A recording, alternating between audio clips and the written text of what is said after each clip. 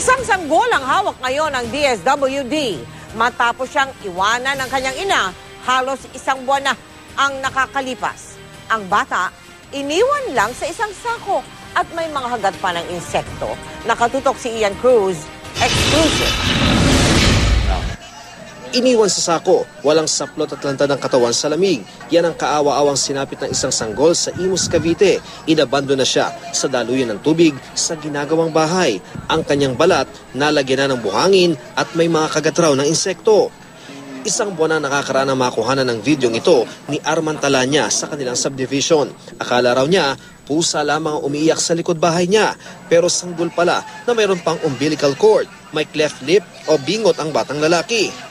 Posible na doon na nanganak kasi yung plywood na nakatakip sa yung kapirasong plywood na nakatakip sa bata, maraming dugo.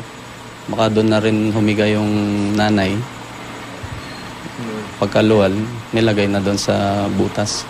Dinala ng mga miyembro ng Homeowners Association ng sanggol sa ospital. Ipinagtanong din nila sa buong subdivision kung sino maaaring ina ng sanggol pero walang umako sa bata. Maaring di raw residente doon ng ina. Yung emotion bilang nanay, siyempre nagalit nun sa kapwa nanay na yun. Na sobrang sakit, bakit ganun ang ginawa niya sa anak niya.